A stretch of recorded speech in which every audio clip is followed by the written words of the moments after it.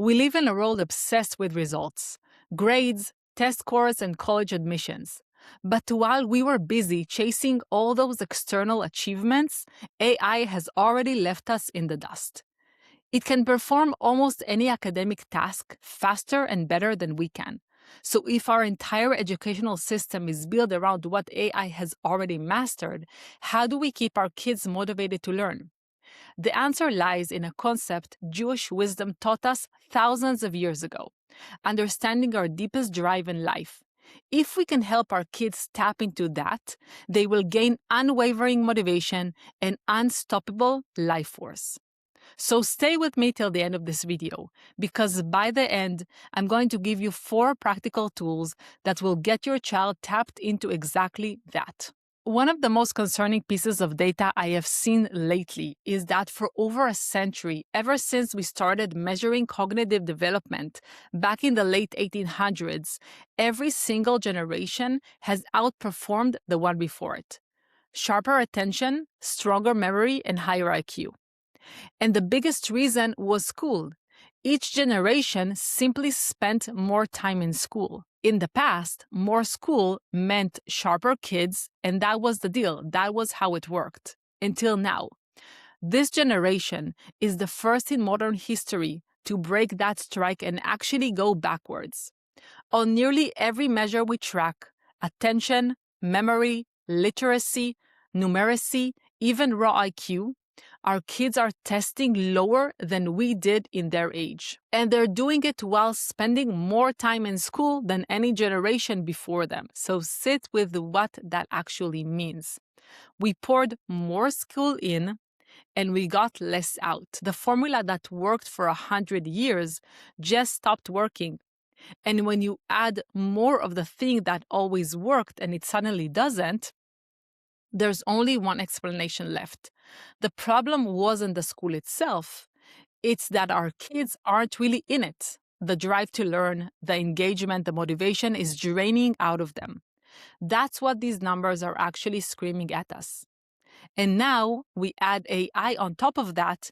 Right as our kids are checking out, AI shows up able to do every academic task we've ever graded them on. So if our fix is to push them to keep up with what AI is already doing much better, we have already lost that race. Because the drive I mentioned at the start, it's not what most parents would guess. It's not ambition, it's not discipline, it's not even confidence. It's something quieter and much more powerful than that.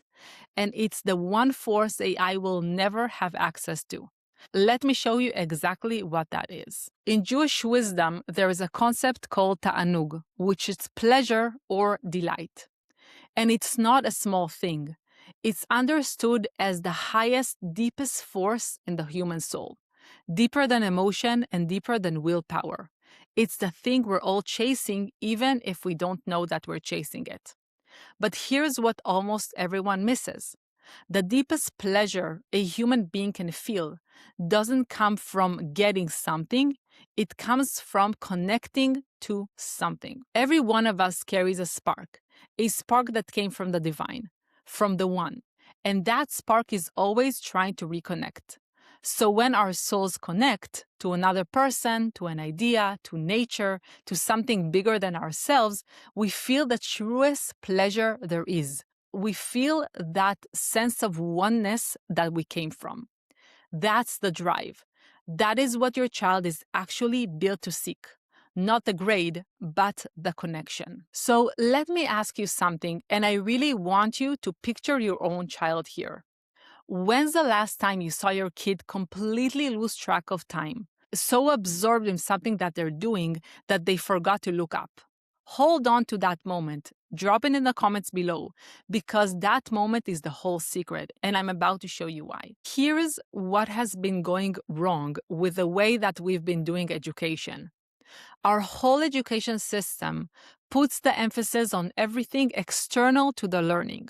The grade, the ranking, the reward, the line on the college admission. And when all the emphasis is on the external, the actual learning becomes nothing than a means to an end, a hoop to jump through. And here's what makes this even more absurd. Even that price at the end, The 4-year degree we've been driving them towards is losing its value. In America, an NBC poll found that 63% of people now believe a college degree simply isn't worth the price anymore, pointing to the debt and how few practical skills it actually leaves behind. And they're not wrong. 43 million Americans are still repaying student loans, and the country's total student debt has climbed to $1.83 trillion. So we're pouring our children's whole childhood into chasing a finish line that's crumbling, while starving the one thing that would actually carry them: the love of learning itself. But the real pleasure of learning was never in the grade. It's in connecting to the material itself. It's the moment a child actually gets it, when the idea clicks and lights something up inside of them. And that moment can't be measured, it can only be felt. So the answer to the whole problem turns out to be smaller and simpler than we think. If we want our kids motivated to learn in a world where AI can do the task for them, we have to help them connect to the material itself. Not the grade attached to it, the thing itself, the history, the science, the story, the idea. And here's the beautiful part. When a child connects to the material, the grades take care of themselves because now it matters to them. Now it makes sense. Now they actually retain it. Not to pass a test, but because it's become part of how they see the world. So how do we actually create that? How do you give your child that connection, that pleasure on a normal day when they have homework sitting on the table? So let me give you 4 practical tools that I promised you in the start. The first one is find the excitement inside the material itself. Don't ask them, did you finish your homework? Ask, what does this actually mean? If they're learning history, ask what it says about people, about our society, about them. If it's science, ask what it reveals about the world that they live in. Connect the material to their own life. Have a real conversation about it. Go deep. Don't stay on the surface level. The moment a subject stops being a thing that they have to do and becomes a thing that says something about me and my world, you've lit the spark. The second way is to couple learning with pleasure. We remember what we enjoy. So make the setting itself enjoyable. Sit out in the garden with them in a book. Talk about what they're learning over a cookie and something warm to drink. Keep the conversation open, relaxed, and free. No quizzing, no pressure. When learning gets paired with warmth and ease, we can start feeling the joy in it. The third way is to let go of the pressure. And this one may be a hard one, but pressure is the exact thing that kills pleasure. The second the thing your child is supposed to enjoy becomes stressful, the pleasure is gone, and with it, the motivation. So I'm going to say something that might make you a bit nervous. The grade your child brings home is not that important, really. There's time. As they get older, they'll start to feel on their own why their effort matters. And that internal reason is worth initially more than any pressure you could apply today. The fourth way is to teach them to measure themselves against themselves. This is the mindset shift that changes everything. A grade on its own doesn't actually matter. It's not a verdict on how smart your child is, and it's not a ranking against the other kid in the class. The only thing a grade is truly good for is showing the child one thing. Am I improving? Am I better than I was last month?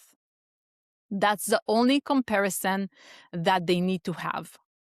So give them small wins they can actually see and point the progress out. Look how much better you've got at this. Because kids need to taste success to want more of it. And when a child starts measuring themselves against their own past instead of against a number or another kid, the pressure dissolves and they get hooked on the feeling of their own growth. That appetite, that hunger to keep improving is something that no grade and no AI can ever hand them. So here's what I actually want you to do this week. Don't start with your kids, start with you. This week, Pick up something and learn it purely for your own pleasure. No goal, no outcome, just because it's interesting. Read the book for the joy of the book. Ask yourself why it matters in your own life, why it's even worth knowing. And let your kids catch you in the awe of that.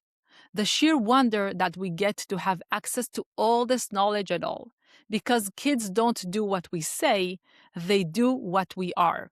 When they see the delight in learning, you've handed them one motivation a machine can never take away. So let's summarize this. In a world where AI can do the task, the answer was never to make our kids compete with it. It's to give them the one thing AI can never have, the deep connective pleasure of learning itself. So let go of the external measures, pour everything into the joy of the learning. And here's the promise: the grades will follow, the skills will follow, and AI stops being a threat and becomes a tool your child can use for their own learning. Protect the internal joy, and your child gains a life force that nothing and no one can outperform. Now, I have to warn you about something, because there is another kind of pleasure out there, a cheap, fast, easy kind, and it's quietly hijacking our kids' brain and making this deep pleasure and honestly all of parenting so much harder. If you don't understand how that easy pleasure works, everything I just told you gets 10 times harder to pull off. So that's exactly where you need to go next. Check out my episode, Why Easy Pleasure is Making Parenting Harder, helping kids reset their dopamine system. It's the other half of this story. Go watch it right now. I'll see you there.